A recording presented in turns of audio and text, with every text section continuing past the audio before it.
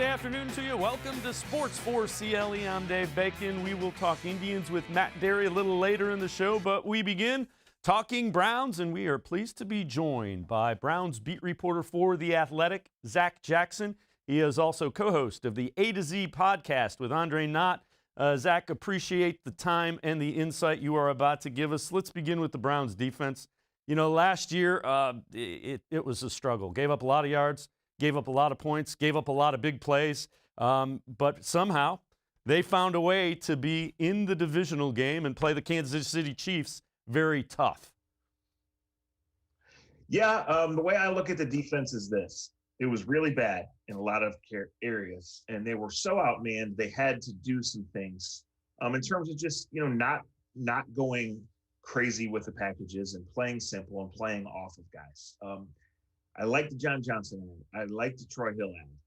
I still don't think it's good enough, but it's still a group that starts with Myles Garrett and with Denzel Ward, and that's a pretty good starting point. You finally keep a coordinator for a second year. You have some young players getting older. Myles made huge game-changing plays in at least half the wins last year, right? So get everybody healthy, get everybody more comfortable, continue to add more talent through the draft, and the defense could take a big leap. That being said, it needs to take a big leap if they're going to be true AFC contenders. And to me, that's still the major question with this team is this team defense good enough? I mean, last year, no lead was safe. And a little bit, that's the nature of the beast in today's NFL, but a little bit that's no way to live. Let's take a look at some of the things that are projected to be starters for the Browns this year versus last. So Myles Garrett stays the same. Sheldon Richardson, in theory, stays the same. You get Malik Jackson and Tack McKinley instead of Ogunjobi and Vernon. You get Walker in instead of Goodson. And Malcolm Smith, that might be Jacob Phillips. So, that's up for debate. Is that a significantly better front seven, a better front 6 or 7 than it was a season ago, do you think? Yeah. I mean, there's still a glaring hole where Olivier Vernon was, and he was such a solid pro. I mean, Tack McKinley is a nice, talented guy that you take a shot on, but he's not a starting defensive end. So we'll see. The team really believes in Jacob Phillips. Jacob Phillips is still 21 years old. He was derailed last year at the start by injury. Taki and Mac Wilson have both done some things. Neither has been great, but those are young guys who should be ascending too. Andrew Billings, who opted out of last year, is probably your starting defensive tackle. You add Jordan Elliott to that group. So, yeah, to answer your question, potentially it's better. Probably it's better. Until we see, how guys take a leap, which guys take a leap, and if they have enough depth to get 17 games and then 18, 19 games, we'll see. But, you look right now, all you can do is be better on paper, and they're better on paper. Safety was a huge area of concern, of missed tackles, of blown coverages. You spend on John Johnson, you're getting Grant Delpit back. So yeah, it's a better defense, but I still have concerns about the depth and holding up over the course of the season. And let's take a look at that secondary. You mentioned it, and this is what happens. And Denzel Ward at the corner, Troy Hill, maybe outside, maybe slides inside, but Harrison, Johnson, and Delpit. When you look at it, was this really the area that needed to be upgraded? Certainly the Browns felt so because of the way they attacked it early in free agency. Was that the plan all along? Get that back half at least, where it isn't a liability? Yeah, no doubt. There was going to be a remake of the defense regardless of how or who, right? And Delpit and Greedy Williams, who missed all last year, were certainly going to be a part of that. The thing I probably like most about Troy Hill is that he comes as your slot corner. He's an experienced guy, but he can also play outside. So that's insurance, that's depth, and that's veteran savvy. Right now I think they have to draft a defensive end, but I would not be shocked if they took a first-round corner or a second-round corner to add to that group. So, again, Denzel Ward is a really good place to start. John Johnson's a really good place to start. And then if the Delpits, Williams, other guys are ready to step up and play better than they did. And Ronnie Harrison was certainly good for most of last year. He had the injury concerns. Then you're really onto something. And then you can play 3 safeties at once, right? You can play coverages you just weren't able to play last year because you just didn't have the manpower to do it. When you look at this defense, has the speed was something that kind of, I think, was exposed. Have they upgraded that, do you think, with what they've done?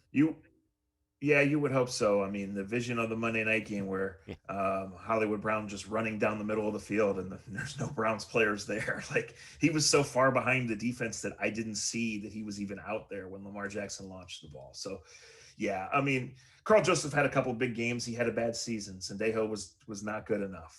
Sheldrick Redwine played, and he was just okay. So, yeah, I mean, one way, time-tested way to use free agency, which is always a risky business, is to take your most glaring area of need and, if not, at least patch it, eventually turn it into a strength. And with Johnson, with Grant Delpit coming back, it's patched. Can it be a strength? We'll find out. It's definitely maybe is my answer on that. When you look at it, free agency or the draft more important for this Browns defense? It was clear they were going to address the defense. Is the draft even more important than free agency? Yeah, that's an interesting question. And I think the answer is a week ago, free agency was more important. And now the draft is more important because the Browns weren't going to have like $80 million to spend and get 4 new starters. So they prioritized John Johnson. They feel like they upgraded, with Terrence Mitchell and Kevin Johnson moving on and Troy Hill coming in. And now in the draft, they have to, go get young players who are going to be under team control, who are going to be athletic and going to be depth immediately and developmental players, for the future. If you're ever going to beat the Chiefs, beat the Ravens, you need a stable of pass rushers and a stable of defensive backs. They're getting closer with the defensive backs. They're nowhere close with the pass rushers. Again, they have a great start in Myles Garrett, but they're nowhere close. So the draft is really important. Zac Jackson, Browns beat reporter for The Athletic, as well as the host of the A to Z podcast. We're going to step aside, take a quick time out. On the other side of the break, we will take a look at some power rankings that have been released after the beginning of free agency. We'll also get Zac's take on how the front office has done in addressing needs both in year 1 and year 2. Sports for CLE will be right back. Stay with us. Tri-C is here for you. Now more than ever, you need a post-secondary education. So I encourage you to start your journey here at Tri-C. The majority of classes will take place online, but we've added a variety of formats to meet your learning needs, and we've taken many steps to keep you safe on campus. Whether you're ready to get started or your 4-year plans have changed, Tri-C is where futures begin. When it comes to selling you a mattress, most retailers are handing you a long line of extra steps that drive up costs and create confusion. At the Original Mattress Factory, we simplify the mattress shopping experience by building mattresses and box springs in our own local factories and selling them direct to you. It's short, sweet, and simply makes sense. So experience more than just the mattress store. Experience an original, the Original Mattress Factory. Well, hello, everyone. Let me tell you a little bit about Browns Football Insider. For only $3.99 a month, you can get text sent right to your phone each day from me, Dan Lobby, Scott Pasco, and Ellis Williams. In addition to that, you'll receive a Football Insider newsletter every day with special things from us, things that you won't see anywhere else on the site. You'll get breaking news, analysis, features, film breakdown, and things like that. Texting us directly gives you a great chance to cut through the clutter of Facebook, Twitter, other social media, and avoid the trolls. Also, it's the only way to get your questions on the Orange and Brown Talk podcast. So why should you sign up? Try a 14-day free trial. You can cancel at any time. All it takes is one text, but you won't want to cancel. We have hundreds of subscribers join us over the last year. They love it and have stayed with us. We're seeing the Football Insider community grow every week. And it's only $3.99 a month, which is less than 14 cents a day. What I like most about Football Insider is the opportunity to connect with you one-on-one and really communicate with you. So how can you become a Football Insider? You can click on cleveland.com/Browns, the blue banner at the top of the page. Or easier yet, text me at 216-208-3965. Again, that's 216-208-3965.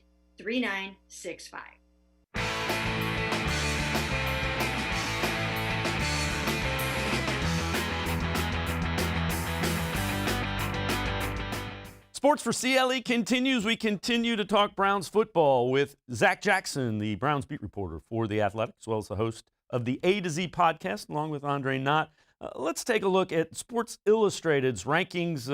Came out just recently. Power rankings for the NFL.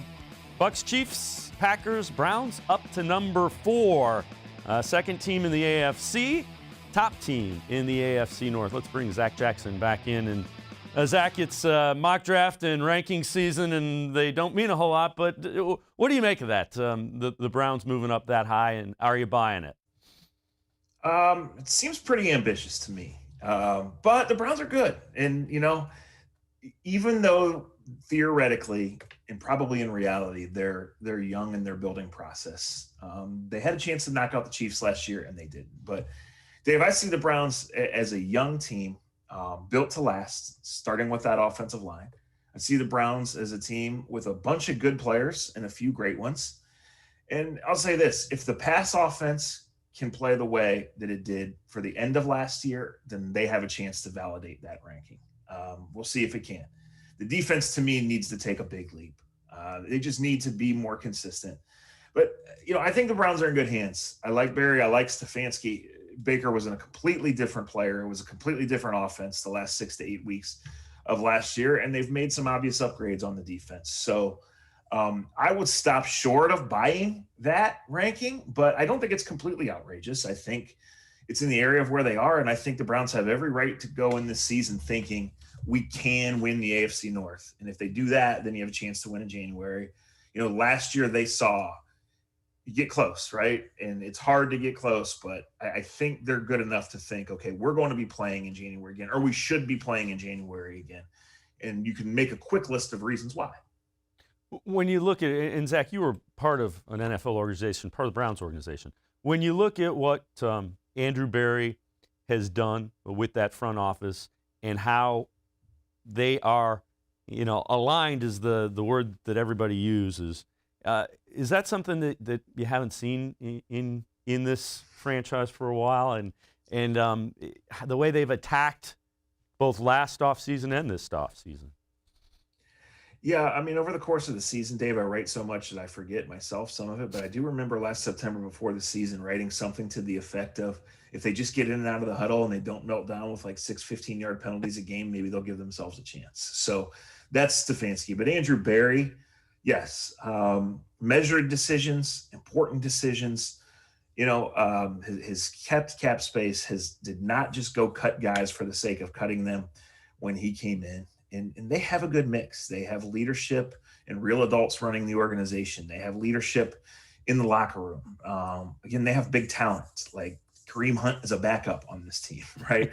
They've built arguably the best offensive line in the league, bringing all 5 of those guys back. So, it's not easy in the NFL. The line is fine, and you need injury luck. You need bounces. You need all sorts of things. But when I look at a group of talent of guys that are 24 to 27, coach who knows what he's doing, a GM who doesn't make panicked or rush decisions, and a team that, not only survived last year's madness, but got to play in all these big games, and Barry got to evaluate his team under those circumstances, then yeah, all the ingredients are there to say that the Browns are going to be, or have a chance to be right back where they were, which is in the playoffs. And if you get to the second round of the playoffs, then you legitimately have a shot to win the whole thing. So there's enough talent there. I don't know that it's a top 3 roster, top 5 roster. It might be, right? I don't know, how the defense comes together, but it might. So there's, guarded optimism always,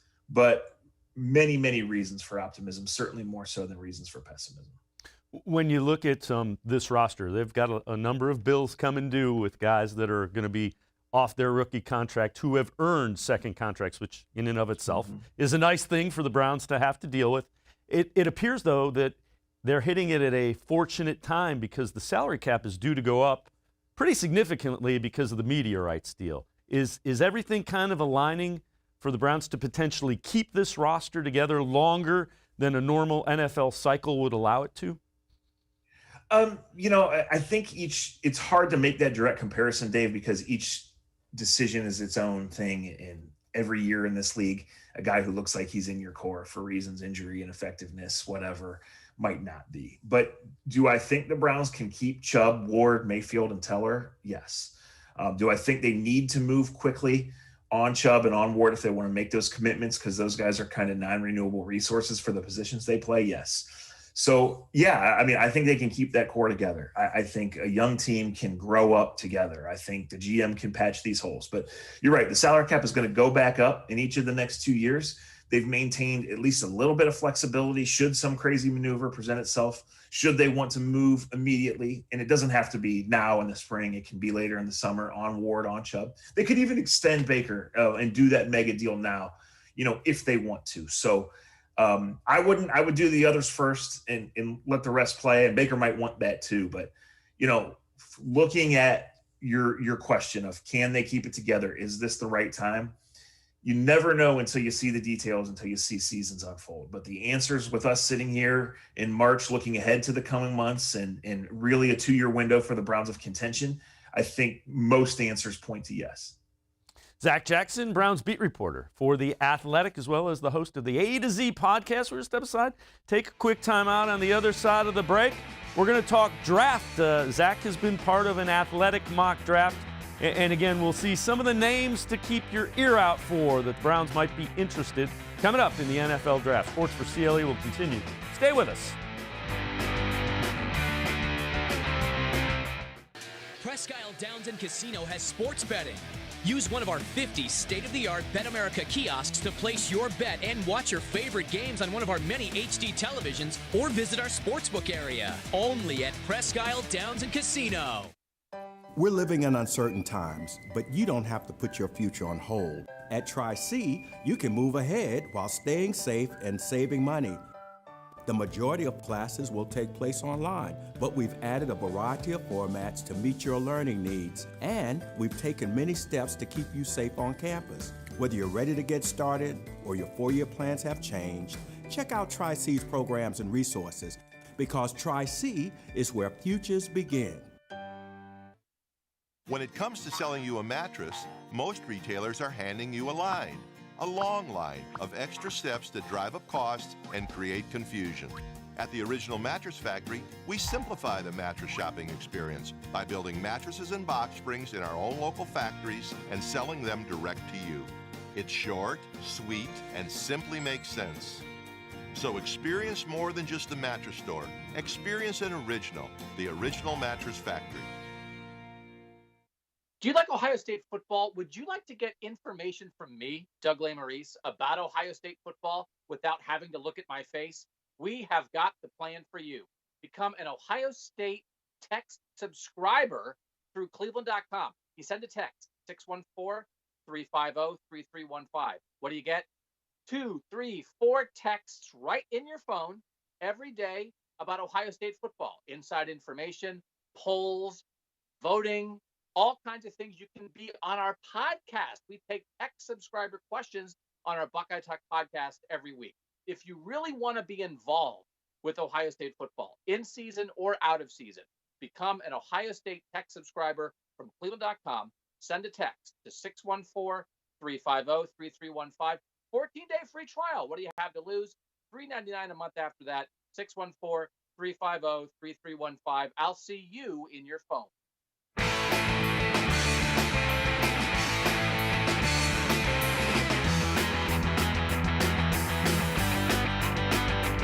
Sports4CLE continues. We continue to talk Browns football with Browns beat reporter Zac Jackson. He works for The Athletic, also hosts the A to Z podcast. Zac, you were involved in a mock draft, and we've kind of touched on it. Where do you think the Browns look with that first round pick, 26th pick in the first round? Yeah, to me, it has to be defensive end. I'm not going to be shocked, I guess, maybe stop just short of shocked, but Olivier Vernon is gone, and there's not a lot of other guys in the pipeline. Takk McKinley is a pass rusher with some talent. He's not your starting defensive end. Porter Gustafson's going to be back in the rotation. He's not your starting defensive end. So in the case of this particular Athletic mock draft, it was Gregory Rousseau out of Miami, who is a bigger guy. He opted out of last year coming off a huge 2019. I just think he checks every box in terms of the prototype. And Dave, with me being convinced that it's defensive end, at least 80%, right? I look at him, guys like him and Joe Tryon of Washington. Those guys look like NFL starting defensive ends when you walk in. There's not many guys that look like Myles Garrett, but those guys have the prototypical size. What the Browns think of their athleticism, their skills, their best position, we're all kind of guessing, but that came to mind in the way this particular mock draft went out. Rousseau was an easy pick because he was there, knowing his talent level and knowing his size. So there are other guys, his college teammate, Jalen Phillips, who might be a more gifted natural pass rusher. Ojulari from Georgia, who's a smaller guy. Some teams are going to see him as a linebacker, but he has, big time pass rush potential. If not the skill already. I think he's only 20 or 21 years old. So in this case, it was the prototypical defensive end, and it was Rousseau for me. Was there anybody that you had an eye on that maybe got selected earlier in that mock draft that you thought might have been a fit as well? No, I mean, Kwity Paye from Michigan, to me, from the people I talked to, has emerged as the top guy. And the Browns being at 26, it's just unlikely that he's going to get there. So in this particular mock draft, I thought about trading up, but he was gone at 12 or 13, and that wasn't going to make any sense. In previous mock drafts before free agency, I had taken Greg Newsome, the tall, athletic corner from Northwestern. I just think he checks a lot of the boxes for the Browns, and I think he will be considered. So free agency shifted my thinking there, but, I think Browns fans that have 5 minutes to kill on the Google machine, I think Rousseau and Newsome, looking those guys up, and look them up on The Athletic too, please. But I think that would be a good way to start in terms of potential fits. And Newsome is a guy that, at that pro day ran faster than expected, although his coach knew he was going to run that. That might have run him up into the top, 15 or 20 in the draft as well. Yeah, I think teams knew that he was super athletic. He's the first 3-and-done player in the Pat Fitzgerald era at Northwestern, and even more so than the time, Dave, the Big Ten championship game against Ohio State. I mean, he was one of the best players on the field, and Ohio State has like 20 future first-rounders on the field. So he's a really impressive kid. Is there now that some of the mock drafts have the Browns taken Zaven Collins, linebacker from Tulsa, who freakishly athletic, really good. Is there any way you see that, or what are your thoughts on if Zaven Collins is at 26, do you think the Browns take him? Yeah, I think he's really good. I think the linebacker from Notre Dame is really good. I just don't believe this Browns front office has shown us nothing to say that they would make that kind of investment in a linebacker. So. What do they think about Collins? What do they think about Collins, playing on the edge in pass rush situations? I don't know that, but I just think right now it's 80% defensive end, and then it would be corner next for me. So I think linebacker is something that gets addressed later in the draft. They made the move to get Anthony Walker, who's only 25. They believe in him. As mentioned earlier, Jacob Phillips is the gem of the group, and those other guys, Wilson and Taki, are still developing guys who are under team-friendly contracts for 2 more years. So, the only thing that surprised me about John Johnson was safety is not a marquee position. It was a huge position of need for this team, but it's not a marquee position. In the first round and probably in the second, I think the Browns are going for marquee positions, and that's defensive end and corner. Who are some corners to listen out for other than Newsome that you think might be intriguing for the Browns? Yeah, Horn from South Carolina and Surtain from Alabama. Both of their fathers played in the NFL and had great careers. So I don't know that they get to 26, or maybe they do. I don't know, but those are the other 2 guys to know. Once you go down the list, Dave, you're looking for athleticism, you're looking for traits, and you're looking for guys that can play in the slot. I mean, if Greedy Williams comes back and is healthy and starts to reach his potential, he's your outside cornerback, and he and Denzel can be a tandem for a number of years. Denzel is your number 1 true lockup cornerback, and you're probably going to invest in him. So with Troy Hill turning 30 years old before the start of this season, I think you look maybe later in some of the inside guys. That's becoming such a premium position in the NFL. It's a tough evaluation because college offenses are different, even though NFL offenses are getting closer, a lot more, college style. So I wouldn't be surprised, honestly, if the Browns went corner twice in this draft. Between corner and defensive end, they're going multiples at least one of those spots.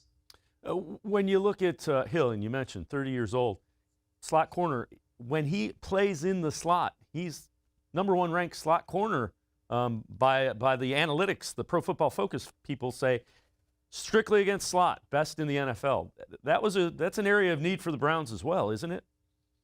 Oh, it sure is. It's a need for everyone, and there was an obvious need there. It's why Brian Poole from the Jets was circled as a potential target for the Browns. You know, the Rams ranked number 4, or certainly in the top 5 in a lot of the defensive metrics. The Browns were more like 25 or below. So having Aaron Donald and Jalen Ramsey certainly helped that, but getting 2 of those guys should instantly make you better. You know, getting Denzel back, the first time in his career he's going to get to play in the same defense for 2 straight years, that should help. Getting Greedy Williams and Grant Delpit back, that should help. So, you know, those are like bonus draft picks, and it's going to allow the Browns to, you know, address other positions if the opportunity presents itself. Like last year, I don't think anybody would have seen the Browns taking 3 offensive players on the last day of the draft, and all 3 contributed in their own ways. The 6th-rounder Peoples-Jones might really be a keeper. So I don't know, but again, the one thing I'm sure of is corner and defensive end are coming day 1 and day 2, and at least one of those is getting doubled back on Saturday. Zac Jackson, Browns beat reporter for The Athletic. We're going to step aside, take one more timeout. On the other side of the break, we will talk about some of the odds with the AFC North, who people are picking to win it. We'll also get Zach's thoughts about some contract extensions, Baker Mayfield, Nick Chubb, Denzel Ward, Wyatt Teller, the list goes on and on. Sports for CLE. We'll be right back. Stay with us. Tri-C is here for you. Now more than ever, you need a post-secondary education. So I encourage you to start your journey here at Tri-C. The majority of classes will take place online, but we've added a variety of formats to meet your learning needs, and we've taken many steps to keep you safe on campus. Whether you're ready to get started or your 4-year plans have changed, Tri-C is where futures begin. When it comes to selling you a mattress, most retailers are handing you a long line of extra steps that drive up costs and create confusion. At the Original Mattress Factory, we simplify the mattress shopping experience by building mattresses and box springs in our own local factories and selling them direct to you. It's short, sweet, and simply makes sense. So experience more than just the mattress store. Experience an original, the Original Mattress Factory. Well, hello, everyone. Let me tell you a little bit about Browns Football Insider. For only $3.99 a month, you can get text sent right to your phone each day from me, Dan Lobby, Scott Pasco, and Ellis Williams. In addition to that, you'll receive a Football Insider newsletter every day with special things from us, things that you won't see anywhere else on the site. You'll get breaking news, analysis, features, film breakdown, and things like that. Texting us directly gives you a great chance to cut through the clutter of Facebook, Twitter, other social media, and avoid the trolls. Also, it's the only way to get your questions on the Orange and Brown Talk podcast. So why should you sign up? Try a 14-day free trial. You can cancel at any time. All it takes is one text, but you won't want to cancel. We have hundreds of subscribers join us over the last year. They love it and have stayed with us. We're seeing the Football Insider community grow every week. And it's only $3.99 a month, which is less than 14 cents a day. What I like most about Football Insider is the opportunity to connect with you one-on-one and really communicate with you. So how can you become a Football Insider? You can click on cleveland.com/Browns, the blue banner at the top of the page. Or easier yet, text me at 216-208-3965. Again, that's 216-208-3965.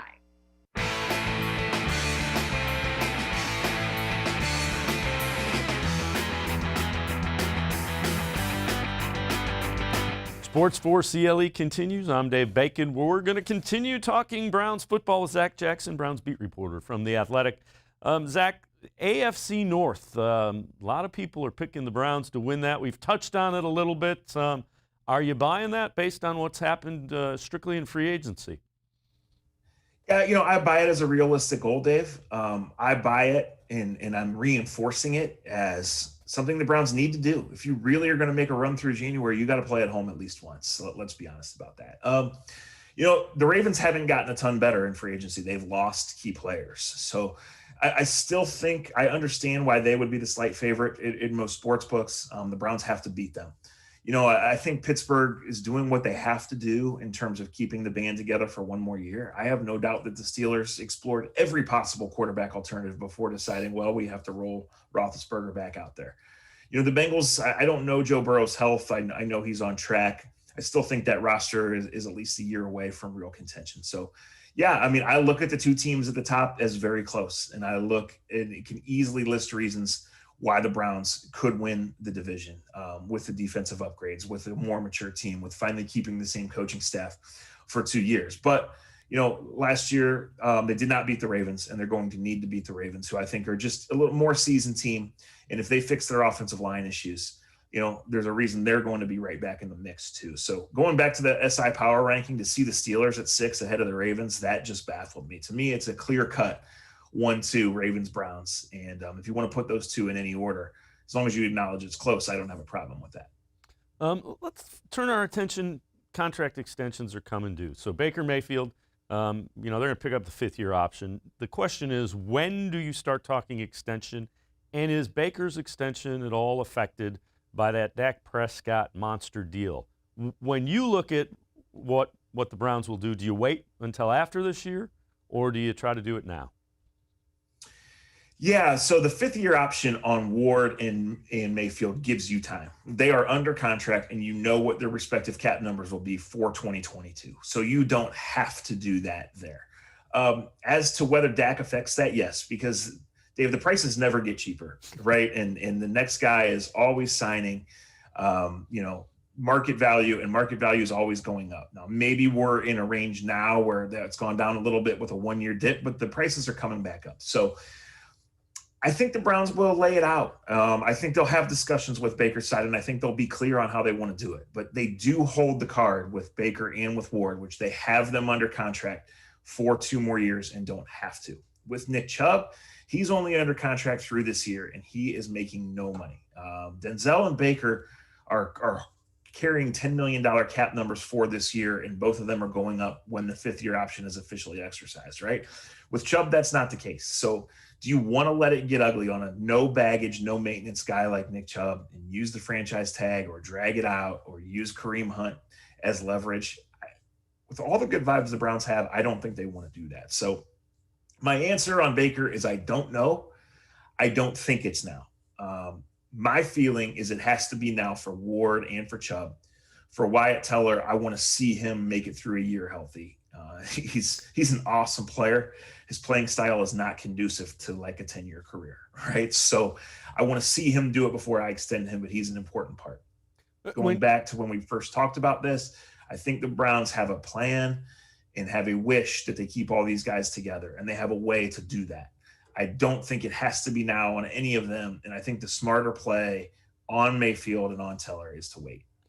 When you look at Baker's, do you think they're at all concerned that they may it may cost them more money by waiting, or is that money well spent? I mean, if it costs them more money, it's because Baker went out and played and made the Pro Bowl and maybe took them to a Super Bowl. And I think Jimmy Haslam would gladly write a little bit bigger check if Baker Mayfield's an All-Pro and they went to the Super Bowl.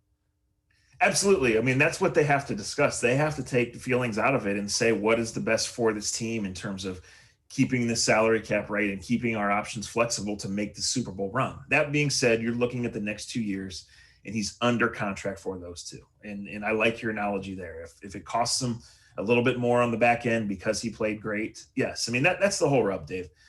There's a 97% chance Baker Mayfield is going to be the quarterback of this team for a long time. So when and how and the exact shape and the exact dollar amount, I don't know. And do those things affect what really happens over the next 2 falls and winters playing in Cleveland and trying to chase championships? I don't know. I mean, he could flop. He could get hurt.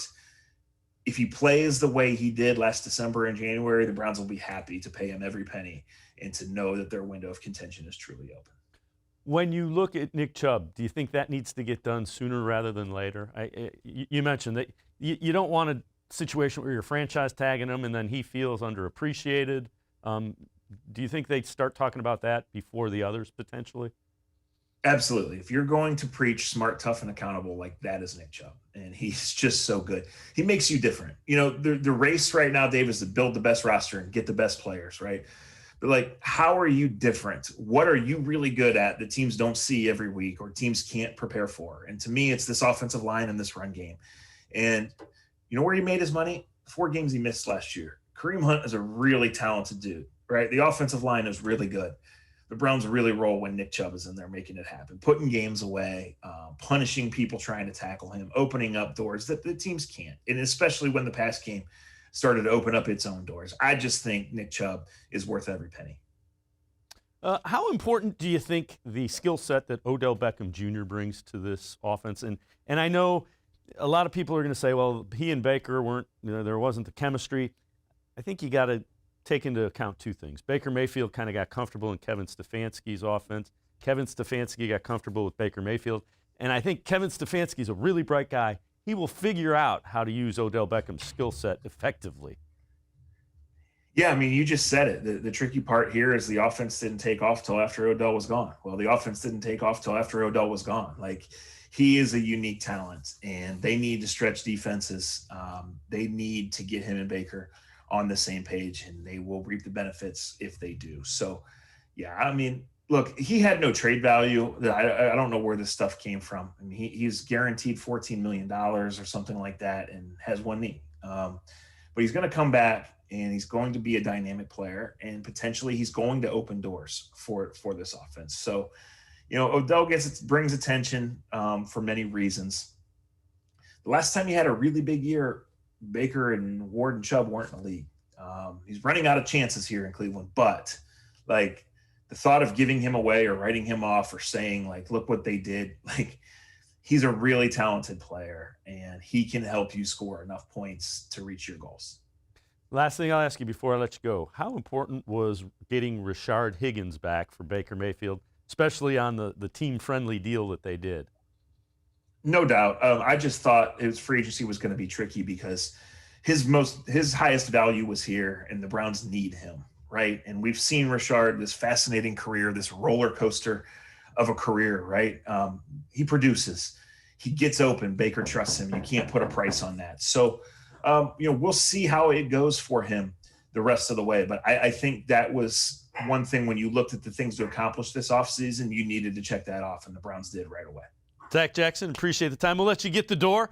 Beat reporter, Browns beat reporter for The Athletic and the A to Z podcast. Zac, great insight as always. Appreciate the time from Zac Jackson. We're going to step aside, take a quick timeout. Now, on the other side of the break, we're talking Indians baseball with Matt Dery.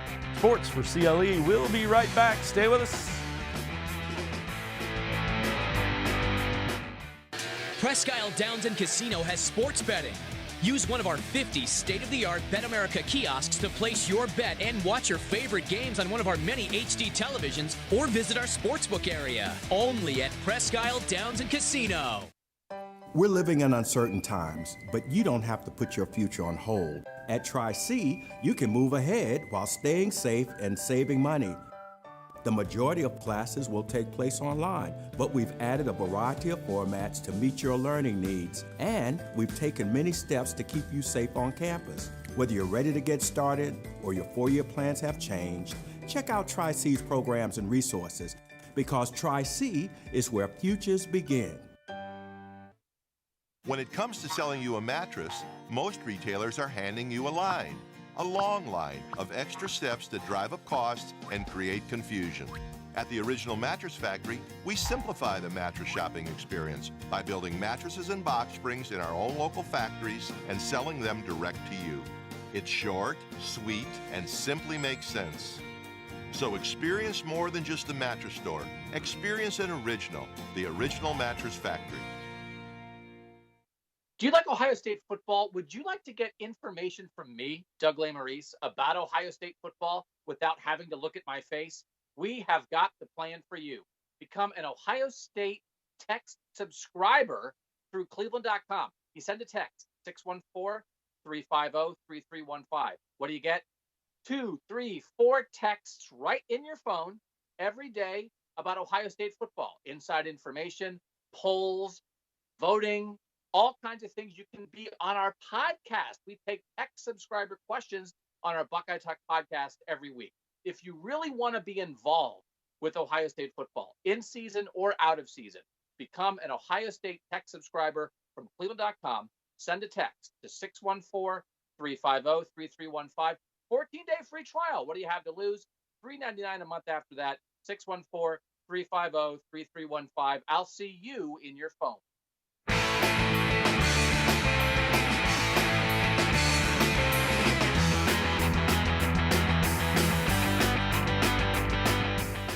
Sports4CLE continues. I'm Dave Bacon. We're going to switch our focus, talk some baseball. Indians getting ready for the opener in Detroit against the Tigers a week from tomorrow. And we are going to welcome in Matt Dery. Matt Dery is from 92.3 The Fan. He also does the Dery Brothers Tribecast on waitingfornextyear.com. Matt, as always, appreciate the time. Let's begin with some of those position battles.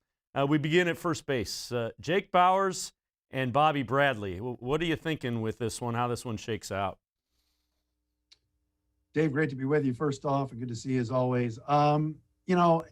It's interesting when you really look at it and you dissect it. Bobby Bradley has had a superior spring to Jake Bauers. The biggest question is going to be, do the Indians let Bauers walk because he's out of options and let a 24-year-old guy with still some potential out into the open market? Terry Pluto wrote today that he wasn't sure if Bauers would be picked up or not, but Bobby Bradley's been the better guy. And wouldn't it be nice to send a little bit of a statement to the rest of the roster and to your fan base that you're going to bring the best players and you're going to field the best lineup when you come up north to play in Detroit in a week? So to me, it's been a no-brainer. I think Bobby Bradley's been a better player. Jake Bauers has been disappointing since coming over from Tampa. But again, being out of options, Bradley has an option left. It wouldn't surprise me if Jake got the month of April to try to prove himself. You look at Bradley, and that's an interesting guy. When he's right, the power is there. It's easy. It's natural. I remember seeing home runs in the minor leagues where he's clearing the light tower out in the outfield. That's the kind of natural power this guy has. But it hasn't always translated. Is that, do you look at that and get a little concerned? Yeah, I get concerned with the swings and misses, Dave. There are a lot of strikeouts that come with it. I do think a big sort of left-handed power bat to go with Franmil Reyes that can play first base. Look, you're replacing Carlos Santana, who was fantastic for many, many years in 2 stints with the Indians. And you're not going to get that consistency when it comes to walk rate, maybe OBP. But Bobby Bradley, if he can be this sort of, hidden gem in terms of somebody that can put the fear into other pitchers and protect Franmil Reyes. I know you and I were texting earlier, 5 through 9 in the order doesn't look all that daunting. It's shades of last year, and we could talk more about that. But I'm intrigued by Bobby Bradley. I'm not as intrigued with Jake Bauers. There's a reason Tampa gave up on him. Remember? Yeah, and I tend to agree with you. Before we get to that lineup, let's talk about center field. That has been a problem. The Indians wanted somebody to take control of that. Nobody has. So when you look at center field, what do you see as the option? I have a thought in mind, and let's see if we agree and are thinking the same way. I think, Dave, that center field is not going to be determined until like June 1st. I think April is going to be Bradley, Zimmer, and can Ahmed Rosario play the position? Remember, the Indians open up in Detroit. Cavernous Comerica Park in center field. If you put Ahmed Rosario out there, that right center field area there in Detroit and Comerica Park is very tricky. It's deep.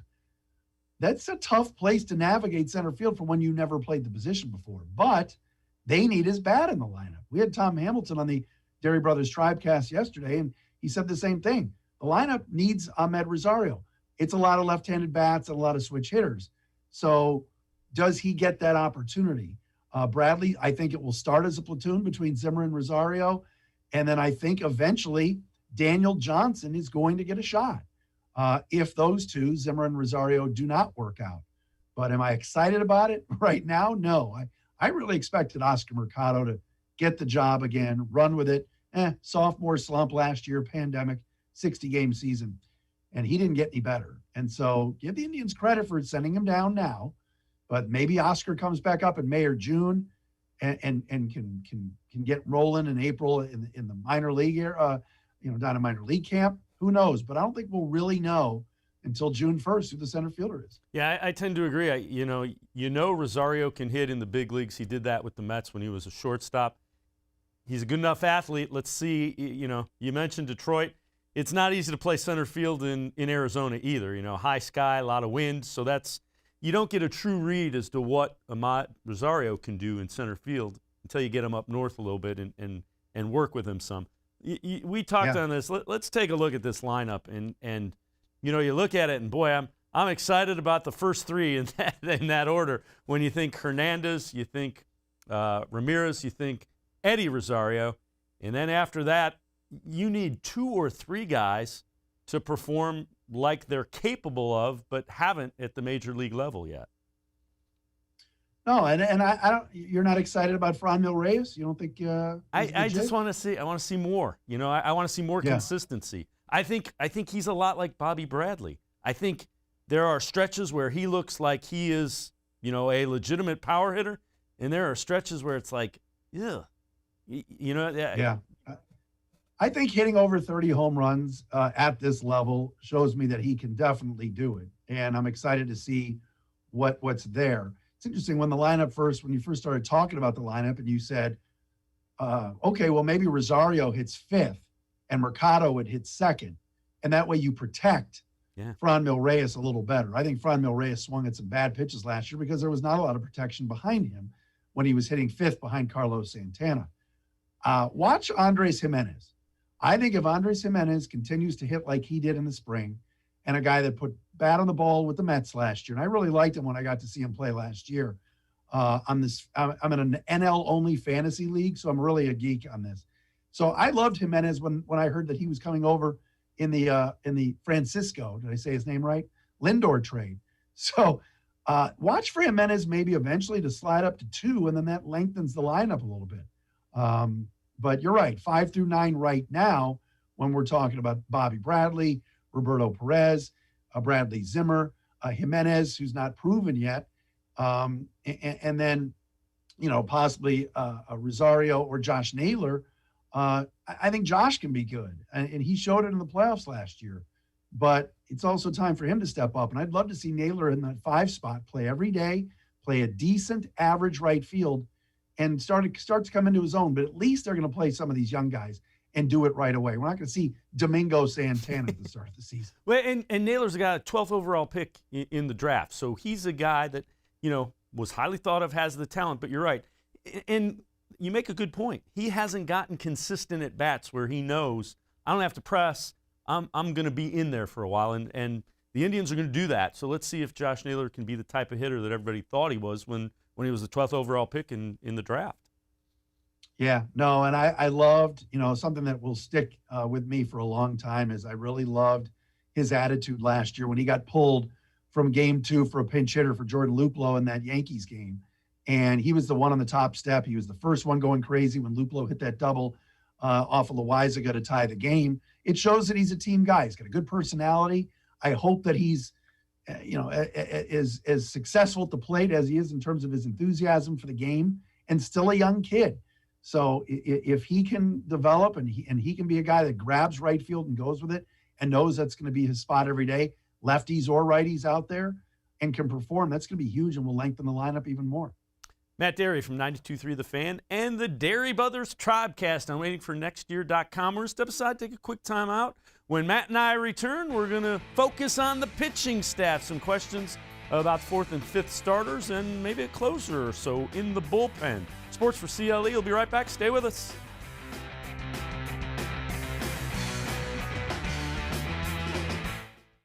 Tri-C is here for you. Now more than ever, you need a post-secondary education.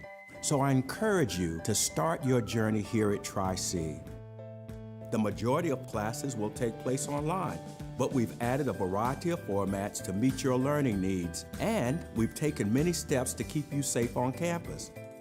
Whether you're ready to get started or your 4-year plans have changed, Tri-C is where futures begin.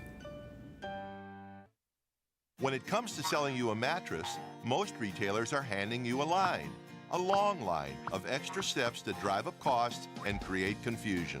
At the Original Mattress Factory, we simplify the mattress shopping experience by building mattresses and box springs in our own local factories and selling them direct to you. It's short, sweet, and simply makes sense. So experience more than just the mattress store. Experience an original, the Original Mattress Factory. Well, hello, everyone. Let me tell you a little bit about Browns Football Insider. For only $3.99 a month, you can get text sent right to your phone each day from me, Dan Lobby, Scott Pasco, and Ellis Williams.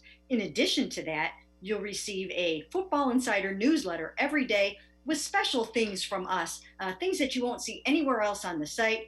You'll get breaking news, analysis, features, film breakdown, and things like that. Texting us directly gives you a great chance to cut through the clutter of Facebook, Twitter, other social media, and avoid the trolls. Also, it's the only way to get your questions on the Orange and Brown Talk podcast. So why should you sign up? Try a 14-day free trial. You can cancel at any time. All it takes is one text, but you won't want to cancel. We have hundreds of subscribers join us over the last year. They love it and have stayed with us. We're seeing the Football Insider community grow every week, and it's only $3.99 a month, which is less than 14 cents a day. What I like most about Football Insider is the opportunity to connect with you one-on-one and really communicate with you. So how can you become a Football Insider?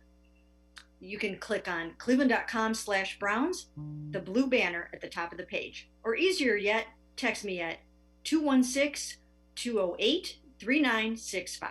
Again, that's 216-208-3965.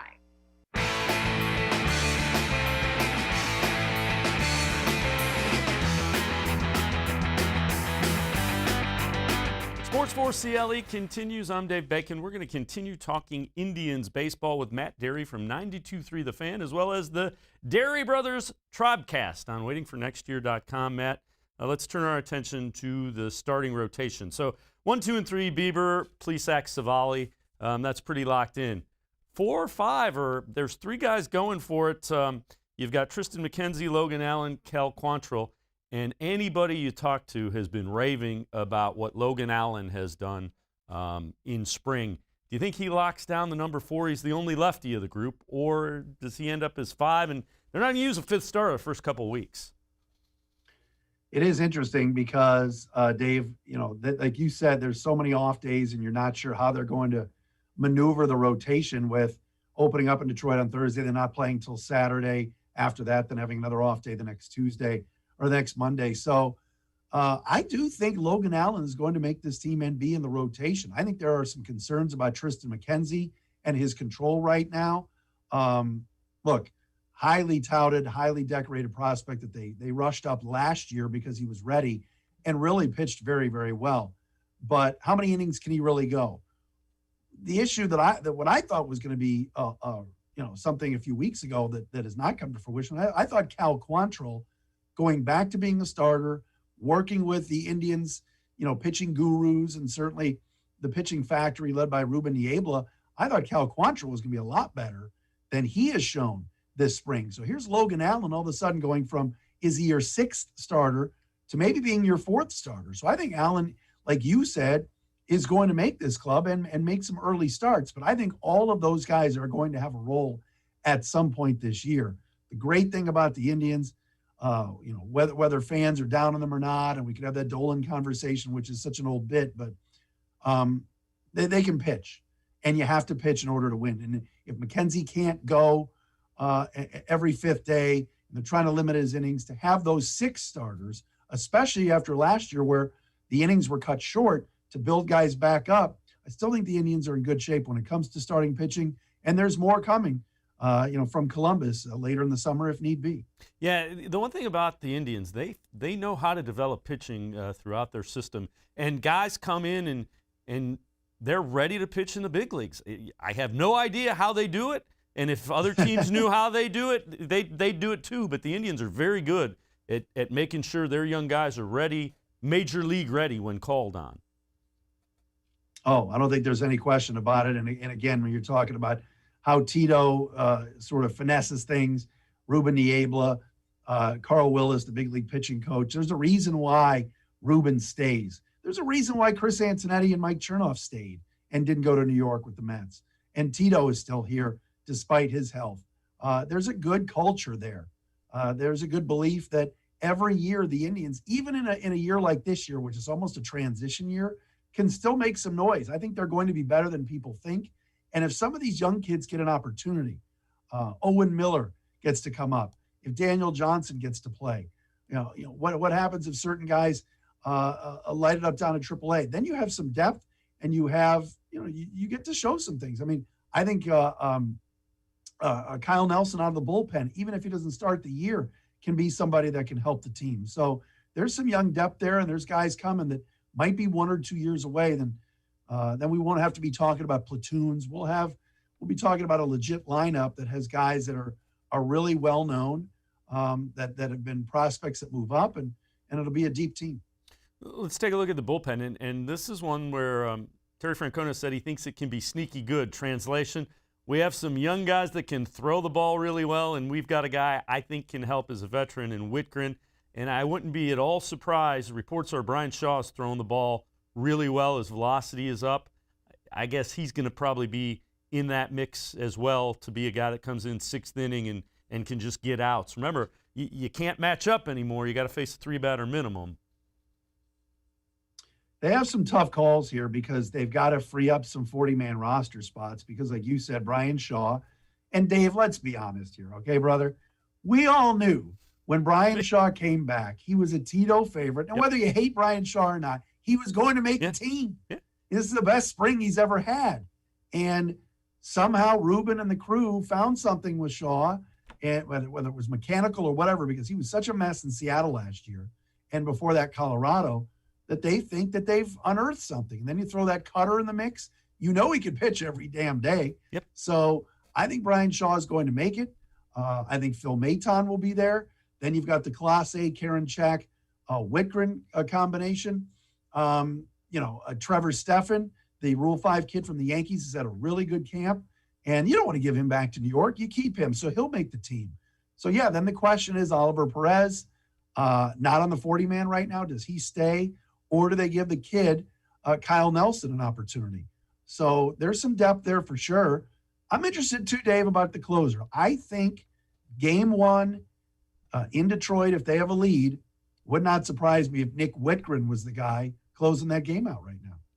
I would agree. I would bet you that Nick Whitgren will be the closer as well. And I think they want to make sure that Class A has the closer stuff, 100 miles an hour, and he gets in and described as throwing bowling balls, which means throws a lot of ground balls because it's heavy.